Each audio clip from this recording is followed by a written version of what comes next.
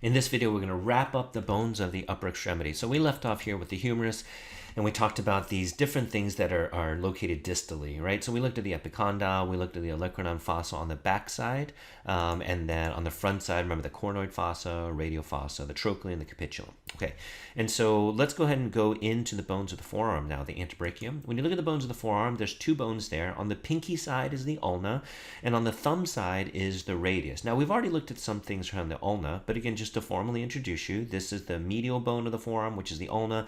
The lateral bone of the forearm is the radius. Now, I know from a certain point of view, you might say, well, what do you mean medial and lateral? Doesn't it depend on how you stand?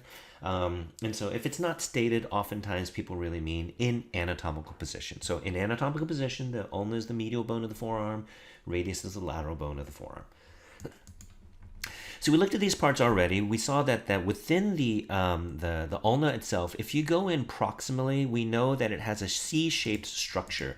And that C-shaped structure consists of the olecranon, also known as the olecranon process, the surface right over here, which is the trochlear notch, and this front lip of the C, which is the coronoid process. So remember that all those parts are going to articulate with some particular component of the humerus, which we've seen already. The other thing that you'll notice on this picture is the radial notch. Well, what is a notch? It's just kind of a bite taken right out of the bone. And so what do you think articulates with the radial notch? It's going to be the radius. Now, which part of the radius do you suppose it might be? The proximal part or the distal part? So hopefully you said proximal part, and the proximal part of the head of the radius is called the head. So this is the head of the radius, and that head of the radius articulates with the radial notch of the ulna. Now, as long as we're talking about that, I want to work my way down. And if we're going to work our way down, what I want you to see here is there's an ulnar notch on the radius itself. And so if you were to zoom in just on the radius, then you'd see that there's an ulnar notch on this part of the radius. Well, what do you suppose articulates with the ulnar notch of the radius? It's going to be the ulna, of course. And there's no specific name to it. We just say it's the ulna that articulates with this part of the radius. Now, on the way down are two tiny little tips.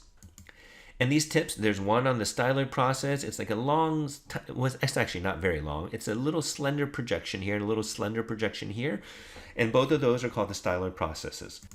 Now, we've seen a styloid process before up in the skull. Remember how it's kind of a little thin, like stylus looking projection?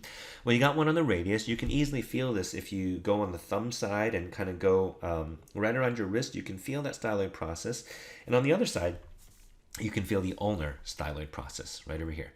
Now, the only other part here that we need to know then is the tuberosity. Okay, there's another view of the styloid processes here. The radial tuberosity. So when you get to the radial tuberosity, what is a tuberosity? Again, it's actually just a bump. We've seen a tuberosity previously. In some ways, you can think of a tubercle as a very pronounced, well-defined bump, and a tuberosity as being a little bit more maybe hill-like, a little bit broader, maybe not quite as clearly defined. And so this right here is the radial tuberosity. There's really, well, I guess what you should know for right now with the radial tuberosity is that the biceps muscle attaches to that. Okay, the biceps muscle attaches there. So let's pull up the ulna on our, oops, I don't know why that's not showing up. Let me try that again. Here's the ulna on the list. So we looked at the olecranon process, the coronoid process, the trochlear notch, the radial notch, and the styloid process. With the radius, we talked about the head, the radial tuberosity, the ulnar notch, and the styloid process. So now we've covered the two bones here of the forearm. What we want to do now is go into the wrist bones, and these are the carpals. Now, what I wrote in here is that you only have to recognize the names of the carpals. You don't have to identify each one. And so you do need to recognize these names simply saying, yes, that is in the wrist. Scaphoid, lunate, triquetrum, pisiform, trapezium, trapezoid, capitate, and hamate. These are bones of the wrist. So maybe you might see something like, which of the following bones is found in the wrist? A, humerus, no. B, temporal bone. C, a radius, maybe that's not a bad good. C, mandible. D, lunate. And there's your answer. Lunate is a bone of the wrist. So just recognize these bones of the wrist, but I'm not going to ask you to specifically identify them.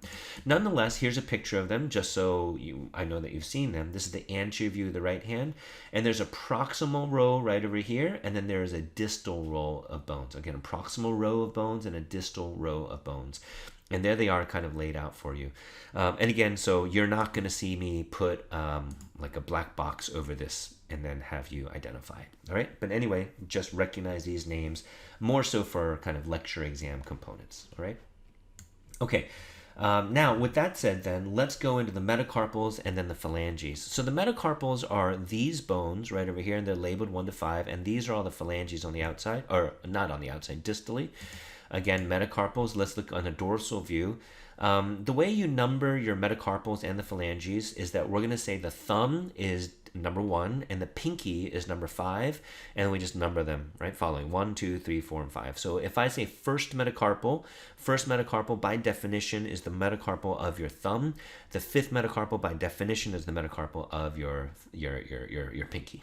Okay, so when you look at the metacarpals, there's 3 parts to it. There's a base, shaft, and a head. Pretty straightforward. The base is the proximal part. The shaft is the shaft, is the diaphysis, and the head is the distal part. Actually, that's all there is to say about the metacarpals. When you look at the phalanges, it's actually the same thing. There's a base, shaft, and head to the phalanges. I don't have them labeled here as such, but if you look at any phalanx, it's a base, shaft, and head. Before that, let's actually name the phalanges. When you look at the phalanges, there's a phalanx here, phalanx here, phalanx here. So we're going to name these the proximal phalanx of number 5, the middle phalanx of digit number 5, and the distal phalanx of digit number 5. So if I'm right over here, what's the best description of this? You would say it is the middle phalanx of the 3rd finger, or digit number 3. If I say this, what is that? You say that is the distal phalanx of digit number 4. This is the proximal phalanx of digit number 2. Okay, so proximal, middle, and distal phalanx. Proximal, middle, distal phalanx. Proximal, middle, distal phalanx. Proximal, middle, distal phalanx. Okay, so all of them have a proximal, middle, distal phalanx, except for digit number 1. So when you look at digit number 1, this is the thumb. You actually only have a phalanx here and a phalanx here. So which one is missing? We say the middle one is missing. So this is the proximal phalanx, and this is the distal phalanx, okay, of the thumb, or digit number 1. So again, they're not labeled as such, but I do want you to know that for each of these, let me go ahead and grab a line here. Then if I grab a line, then I can say that this part right over here is the base, this part over here is the shaft, and then this part right over here is the head. So base, shaft, head of each phalanx. And that's true of any phalanx. So this would be the base, shaft, head. So common questions that I'll ask are things like the base of, let's try that again. The head of metacarpal number 2 articulates with what? So let's find that. Here is the head, right over there, of metacarpal number 2. What does that articulate with? Well, obviously it articulates with this. So what do we name that? We say that that is the base of the proximal phalanx. Okay. Another question might be the base of the middle phalanx articulates with what? So if we say, okay, base of the middle phalanx, that would be this one here. I didn't give you a digit, but it doesn't really matter. So the base of the distal phalanx articulates with what? Obviously, it's going to articulate with this portion right over there.